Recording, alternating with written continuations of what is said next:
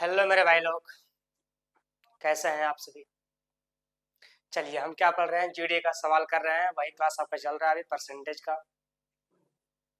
और यह क्लास आपका है स्पेशल सिर्फ और सिर्फ जीडी वालों के लिए, ठीक है। तो सवाल करना, देखिए सवाल क्या करना था। सवाल करना था हमको परसेंटेज का, जो आय व्यय वाला सवाल है वो वाला सवाल करना था, इनकम वाला, सेविंग वाला, ये सब सवाल, ठीक है। तो ये सवाल आपका बहुत जा रहा है अच्छे तरीके से। बस आपका साथ चाहिए, तभी हम इस सवाल को कर पाएंगे। अरे उम्मीद के साथ पढ़ोगे, उम्मीद रखो पतझड़ में उस वृक्ष की तरह, जो कि ये बोलता है कि आज तुम झड़ जाओ, कल तुमको फिर मेरे पास ही आना है, ठीक है। तो उस वृक्ष की तरह उम्मीद रखो, तभी कुछ हो सकता है। चलो सवाल करोगे, सवाल करो। देखो सवाल पहला क्या है। सवाल है कि श्रेया के वेतन में 10% की वृद्धि की गई। उसका नया वेतन 55,000 रुपया है। वृद्धि से पहले उसका वेतन कितना था, ये पूछा गया। अरे श्रेयसा नाम का, श्रेया नाम का कोई लड़की है, उसका वेतन में वृद्धि हुआ 10%।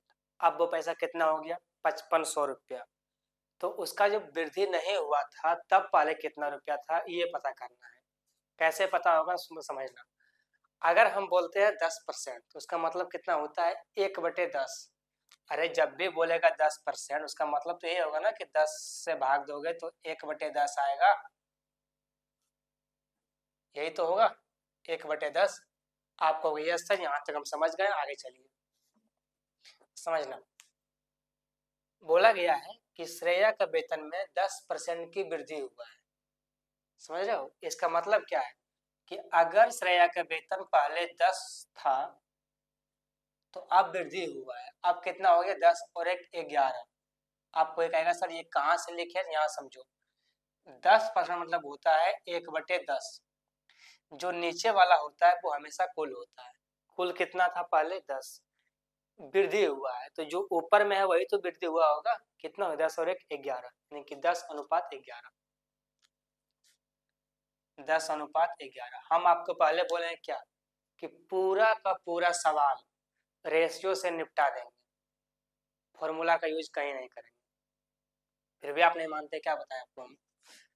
चलिए सवाल कीजिए। अब क्या बोले हैं सुनिए।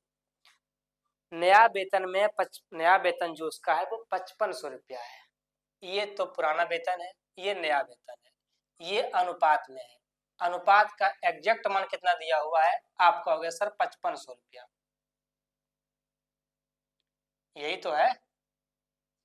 11 का 55 कितना गुना है, आप कहोगे 5 गुना।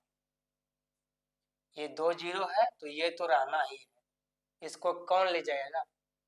आप समझना, ये नया वेतन अगर इसका 500 गुना है तो जो पुराना वेतन होगा ये भी 500 गुना होगा, ये भी आपका 500 गुना होगा।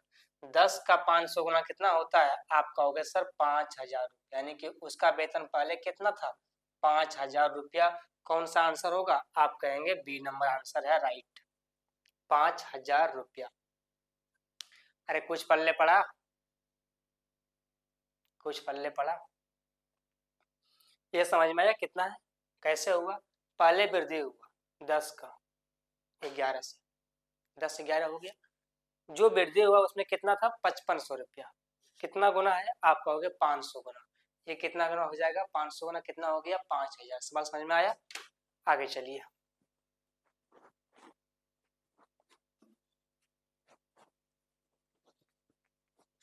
सवाल करो। अगला सवाल क्या है कि 2000 पर 30% की छूट और 5000 पर 40% की छूट का अंतर ज्ञात कीजिए, कितना अंतर है, ठीक है। देखना, 2000 पर 30% की छूट, समझो अगर 2000 रुपया है, उस पर छूट दिया 30% का, तो वो सामान कितना बिका, आप कहोगे सर 70% में। ये सवाल प्रॉफिट एंड लॉस में भी आ सकता है, ये यहाँ पर भी है, लेकिन बात को समझो। ये नॉर्मल सवाल है, ये कोई हार्ड सवाल है नहीं। अब कोई भी सामान होता है अपने आप में 100%, अगर हम उस पर 30% का छूट दे दिए, इसका मतलब है कि हम उस सामान को 70% पर बेच देंगे। ये तो बात नॉर्मल है। यानी कि अगर हम 2000 रुपया का कोई सामान है उस पर 30% का छूट देते हैं, इसका मतलब है कि उस पर हम 70% पर जो है बेच रहे हैं। यहां से ये और यहां से ये कट जाएगा, कितना हो गया 7 दूना 1400, यही तो होगा। ठीक है, आगे समझो क्या बोला गया है। बोला गया है कि 5000 पर 40% के छूट का अंतर बताइए। 5000 जो रुपया है इस पर छूट दिया है 40%, यानी कि 60 में बेचा गया है। कितना हो जाएगा 6 पंचे 30, 3000। ये कितना आ गया 1600 रुपया, दोनों के बीच में छूट आ गया। तो क्या ये सवाल ऐसे बनेगा? अरे हम जानते हैं सवाल कैसे बनेगा, पर हम इसलिए कि आप इस सवाल को ऐसे ही बनाते हैं, इसीलिए हम पहले ये बताएं। आपका ये कितना निकला 1400 रुपया, ये कितना निकला 3000 रुपया, दोनों के बीच में कितना का अंतर है? आप कहोगे 1600 का अंतर। आंसर में कहाँ है 1600? कहोगे आंसर में है ही नहीं। क्या मारोगे? क्या मारोगे? आप कहोगे तो बात गड़बड़ है सर, बताइए क्या मारे। हम कहेंगे रुक, ये जो निकाला है तुम, ये क्या है पता है? ये है जो सेल किए हो वो वाला। 30% का छूट दिया, यानी कि वो सामान बेच दिए हो 70% में, वो सेलिंग प्राइस हो गया। इस पर छूट दिया 40% का, ये सामान बेचे हो 60% में, वो क्या हो गया सेलिंग प्राइस हो गया। वो जो बेचा है वो प्राइस हो गया। हमसे वो पूछा गया है, हमसे पूछा गया है कि जो हम छूट दिए हैं उसका बताओ कि वो कितना होगा। ठीक है, चलो, तो ये नहीं होगा। सबसे पहले यही करता, जो जिसको नहीं आएगा वो सबसे पहले यही करेगा कि हाँ इतना का छूट मिल रहा है तो इतना % बिकेगा, ये हो जाएगा। ठीक है, पर वैसा नहीं करना है। सुनना, 2000 रुपया है, इस पर छूट दिया 30% का, आप लिखो 30%। ठीक है, डायरेक्ट यहां से ये तो ये कट गया, कितना है 3 दूना 6, 600, ये 600 आ गया। अगला क्या है 5000, इस पर छूट दिया 40% का, यहां से कितना हो गया? आप कहोगे 5 का 20, 2000।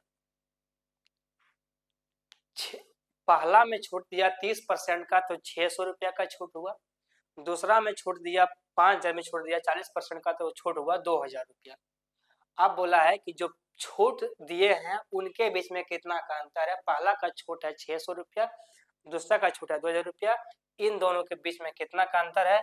आप कहोगे 1400 रुपया का अंतर है, और यही आंसर होगा 1400 रुपया, सी नंबर। सवाल समझ में आया? आप कहोगे हाँ सर ये सवाल, ऐसे सवाल ये बनेगा। तो ये मत करना कि 30% छोड़ दिया है तो वो कितना, हमसे थोड़े पूछा है कि वो सेलिंग प्राइस में कितना अंतर है, हमसे पूछा है कि जो हम छोड़ दिए हैं बताओ कि उसमें कितना अंतर है। ठीक है, तो ये सवाल ऐसे बनेगा, वैसे नहीं बनेगा। चलो सवाल करो अगला।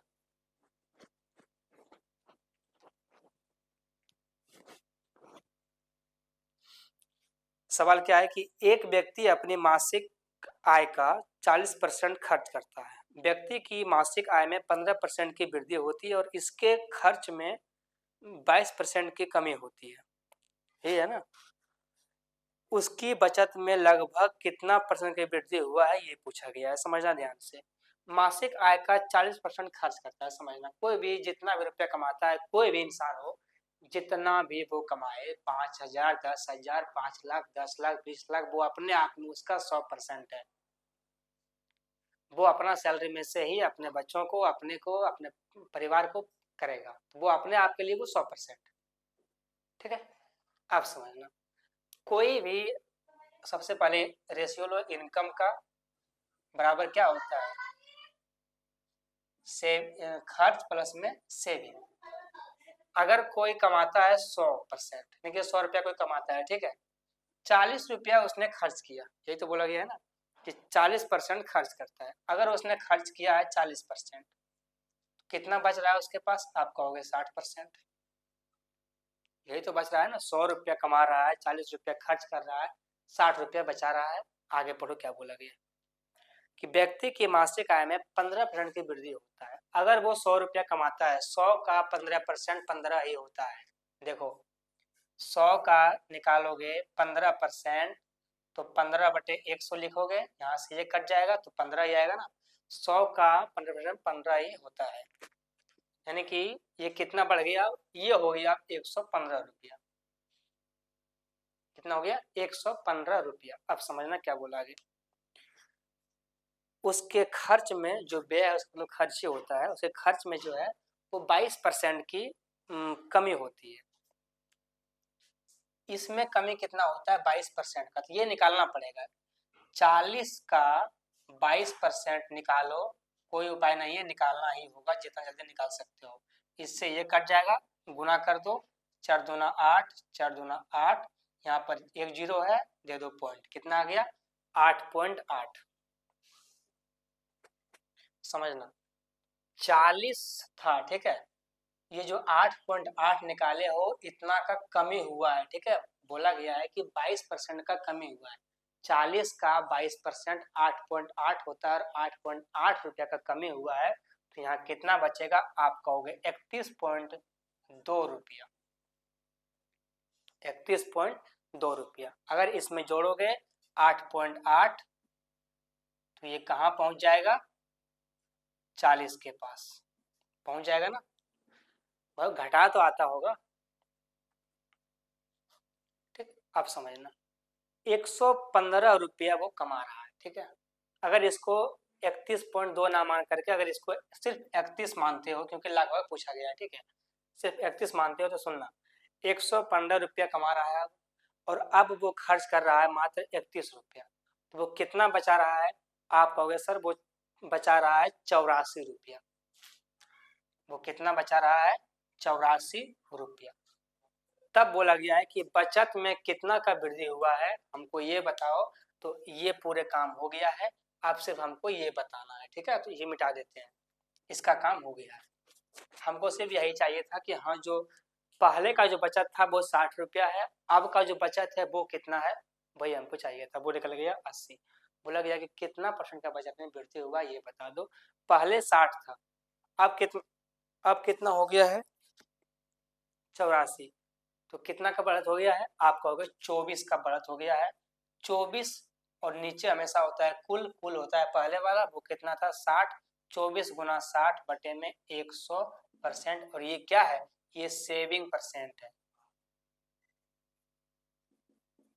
ठीक है, ये सेविंग % है। यहाँ से काटोगे तो ये और ये कट जाएगा, 6 से कटेगा ये 4 बार में, ये कितना है 10 चौका 40%, और यही वाला आपका आंसर आ गया। 40% जो है लगभग में आंसर ये वाला। इसे थोड़ा सा ज्यादा होगा, पर वो मान नहीं बोला गया है, आंसर में साफ साफ बोल दिया गया है कि लगभग निकालो मान कितना होगा, ठीक है। तो लगभग ही बताना है हमको। ये सवाल समझ में आ गया। देखो, आय व्यय वाला अगर सवाल है तो उसमें परसेंटेज होगा, और परसेंटेज अगर होगा तो वो निकालना होगा। अगर जानते हो तो निकालो, नहीं जानते हो तो 80 साल के बाद सीख लेना, अब कुछ ना कुछ तो हो ही जाना है, ठीक है। चलो सवाल करो अगला। अब इतना शॉर्ट बताने के बाद अब क्या कर सकते हैं बताइए। अब अगर परसेंटेज में दिया हुआ है तो उसको निकालना ही पड़ेगा, चाहे वो दिमाग में निकालो या लिख के निकालो, निकालना तो है। चलो सवाल क्या है अगला,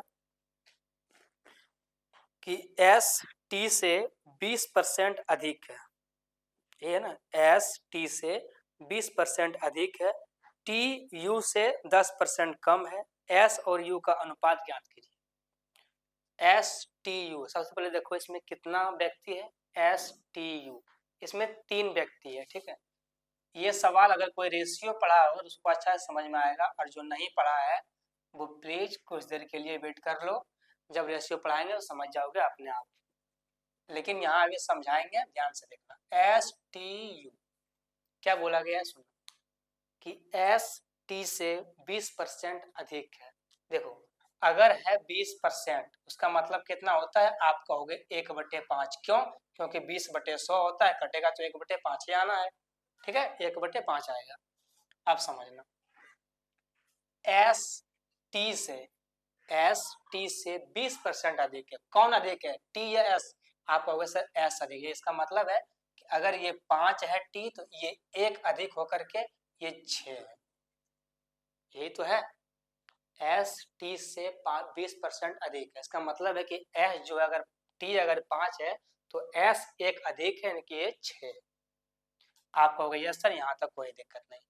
आगे चलो, आगे बोला गया है कि टी यू से 10% कम है। टी जो है वो यू से 10% कम है, समझना।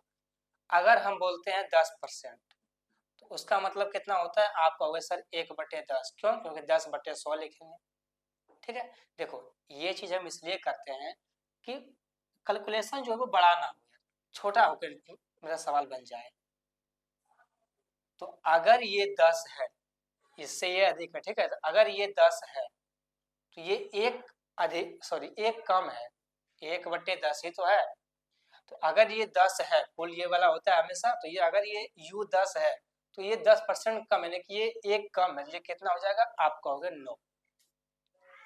ये कितना होगा, 9। अब यहाँ पर एक लंबा लाइन खींचो, और रेशियो का फॉर्मूला, रेशियो वाला जो कंसेप्ट है उसको ध्यान से समझो। अगर इस तरह का कोई भी चीज रहा, ठीक है, अगर इस तरह का चीज कोई भी रहा, कभी भी ऐसा चीज मिले और हमको एस टी यू ऐसा मान निकालना हो, तो उसके लिए हमको क्या करना होता है, इसको इसमें गुना करना होता है, इसको इसमें गुना करना होता है, और इसको इसमें गुना करना होता है। एक बार इस पर नजर गौर से घुमाओ, हम कहाँ कहाँ एरो का निशान मारे हैं, इस चीज को देखो। 5 इसको इससे गुना करना होता है, यानी कि जैसे है वैसे गुना करना पड़ता है, ठीक है। ऐसे भाग रहा है ना, इसको ऐसे गुना करना पड़ता है, इसको ऐसे गुना करना पड़ता है, इसको ऐसे गुना करना पड़ता है। आप कौशल समझ गए। 10 से गुना करोगे 5 में कितना हो जाएगा, 50 अनुपात 9×5 कितना हो जाएगा, 45 अनुपात ये कितना हो जाएगा, 9×6 54। बोला क्या गया है कि एस और यू का मान बताइए। एस और यू, एस का 54 और यू का 50। अब 54 50 तो आंसर में है नहीं, आंसर में काट के है, कितना है 27 का आधा 54 और 50 का आधा 25, यही वाला आंसर हो जाएगा। एस और यू का अनुपात, एस और यू का जो है वो अनुपात है 27:25, यही वाला आंसर है। वैसे ये सवाल इतना भी बड़ा नहीं है, लेकिन अब किसी को रेशियो भी नहीं आता है, किसी को परसेंटेज भी नहीं आता है, तो उसके लिए बड़ा तो होना ही है, ठीक है। तो अगर कुछ भी नहीं आता है तो हर चीज को बताना, हर चीज को समझाना, हर चीज को लिखना, तब सवाल तो बड़ा चले जाएगा। इसमें कोई उपाय तो है नहीं, तो अपने हिसाब से देखो। अगर देखो मैथ के लिए एक बार सिलेबस खत्म करना बहुत जरूरी है, सवाल को जल्दी करने के लिए, क्योंकि सब जो है वो एक दूसरे से कनेक्ट है, ठीक है। चलो सवाल करो अगला।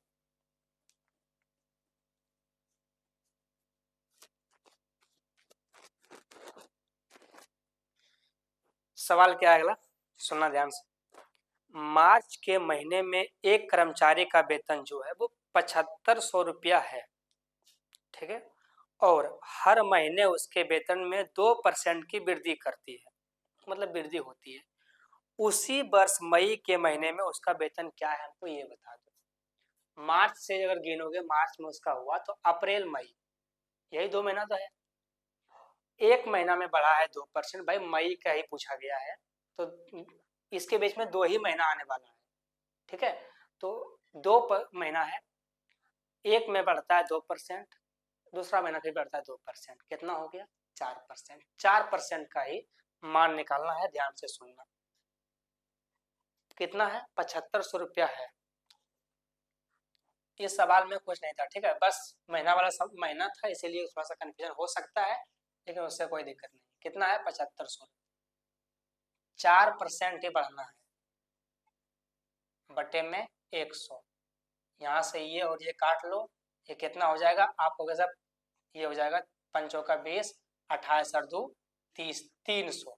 7500 रुपया पहले था, 2% का ही वृद्धि हुआ है, कितना हो गया आप कहोगे सर 7800 रुपया। 7800 रुपया कौन सा आंसर है? ए नंबर आंसर है 7803। अरे लगभग में उतना ही आंसर है, 3 महीना का है गैप, ठीक है। तो ये 7803 है, यहाँ पर 7800 रुपया है, लगभग में यही आंसर है, ए नंबर।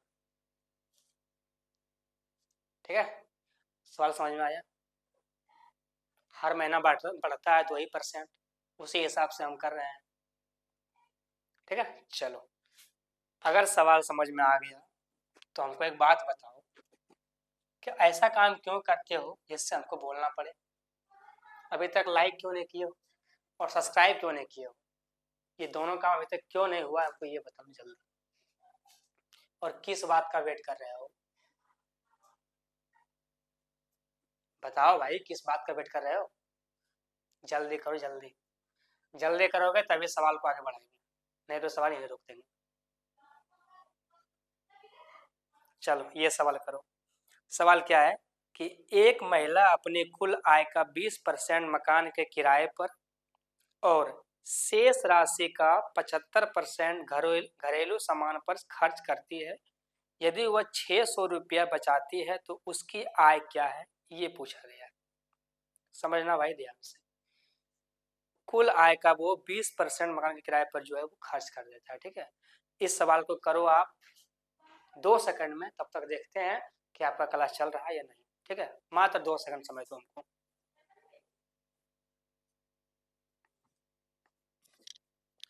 जी, आपका क्लास जो है वो बिल्कुल चल रहा है। अगर किसी को कन्फ्यूजन है कि आप गए हैं सवाल देखने, तो ये कन्फ्यूजन दूर कर दो, क्योंकि जो यहाँ पे खड़ा होता है वो अपने अंदर क्षमता लेके खड़ा होता है। ठीक है, चलो क्या है सवाल सुनना। एक महिला अपनी कुल आय का जो है वो 20% मकान किराए पर और शेष राशि का 75%। ये जो मेन पॉइंट है ना, ये मेन पॉइंट है यही वाला, शेष राशि जो 75 है, ये वाला इनकम बराबर एक्सपेंडिचर प्लस में सेविंग, यानी कि आय बराबर खर्च प्लस बचत। क्या बोला गया है? अगर कोई 100 रुपया कमा रहा है, ठीक है, कोई महिला है जो 100 रुपया कमा रहा है, वो जो है 20 रुपया जो है मकान के किराए पर खर्च कर देता है। कितना बच गया? आप कहोगे 80 बच गया। 80 बच गया। अब यहां से सुनना ध्यान से, अब क्या बोला गया है, लास्ट पढ़ो कि शेष राशि का 75% घरेलू सामान पर खर्च करती है। शेष राशि का 75%। शेष राशि कौन सा बचा हुआ है? यही तो बचा हुआ है, क्योंकि ये इसने 100 रुपया कमाया, 20 रुपया तो खर्च कर दिया, तो अब जो बचा हुआ है वो 80 है, इसका निकालना 75%, तब जाके सवाल बनेगा। ऐसा मत करना कि 75% खर्च करता है, फिर खर्च करता है 20%, 95% बचाता है 5%, वैसा काम नहीं होगा। सवाल ढंग से पढ़ो तब सवाल बनेगा। 80 का निकालोगे 75% तो कितना होगा? आप कहोगे सर 25 से काटोगे 3 बार में, 50 से काटोगे 4 बार में, 4 से काटोगे ये 20 बार में, कितना हो गया? 20 तिया 60।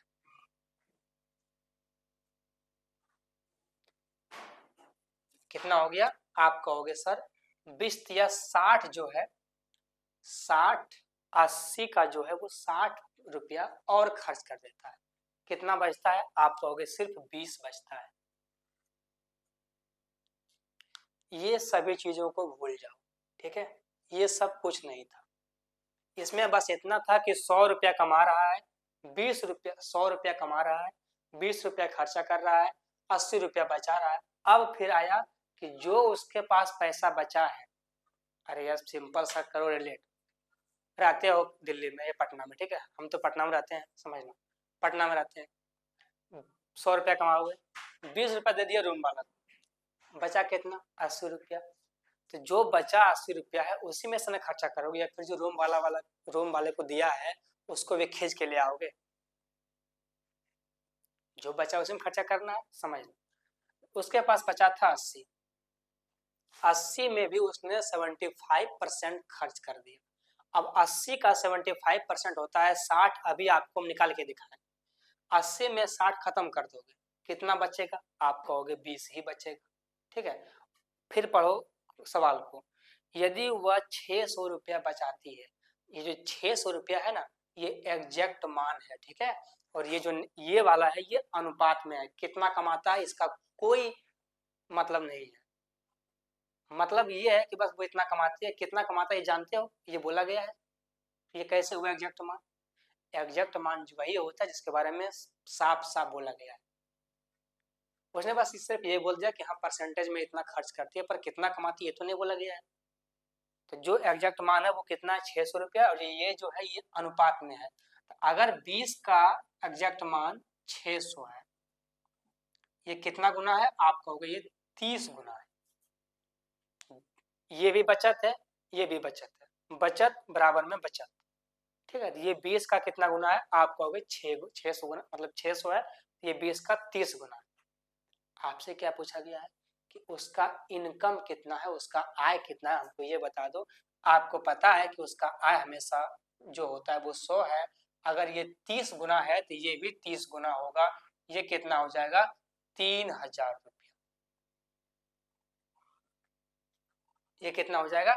3000 रुपया ये वाला हो जाएगा। इसका प्रति माह जो वेतन है वो कितना है? 3000 रुपया है, और यही इसका आंसर हो गया।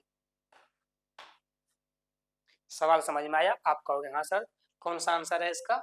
डी नंबर आंसर है, 3000 रुपया।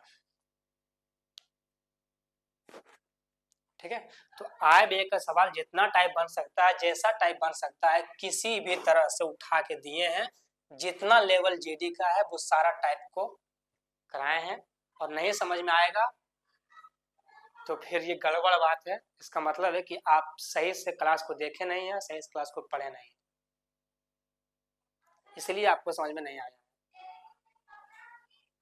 एक एक चीज को बताने के बाद भी अगर सवाल समझ में नहीं आता है, ये गड़बड़ बात है। ठीक है, चलो सवाल देखो। अगला सवाल क्या है कि राम का वेतन जो है वो 1.5 लाख रुपया प्रति माह है। ठीक है, ध्यान से सुनना। बड़ा बड़ा आदमी है भाई, 1.5 लाख रुपया मामूली बात नहीं होता है इस जमाने में कमाना। अगर है तो कमा के दिखाओ 1.5 लाख रुपया। ठीक है, जिस दिन 1.5 लाख कमाओगे ना, उस दिन 2-4 आदमी पीछे रहेगा। चलो, वह अपने वेतन का 10% स्कूल की फीस का भुगतान करने पर खर्च करता है। सबसे पहले ये बताओ, 1.5 लाख का 10% कितना होता है? बिना कुछ किए बता दो, अगर परसेंटेज पढ़े हो सही से तो। आप कहोगे सर 15,000 रुपया होता है। लीजिए, हम बिना कुछ किए ही बता दिए आपको। ठीक है, अब हम बोलेंगे कि ये बिल्कुल मेरा असर है। अब क्या बोला गया है कि जुलाई के महीने में उसके वेतन में जो है 3% की वृद्धि हुआ है। जब जुलाई का महीना है, सिंपल सा बात है, महीना से मतलब नहीं है।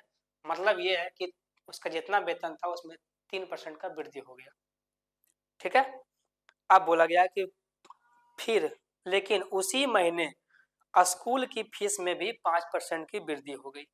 यदि अन्न व्यय जो अन्न खर्च है वो सेम है, सिर्फ स्कूल का फीस ही बढ़ा है, तो जुलाई के महीने में उसकी बचत में स्वरूप परिवर्तन क्या था?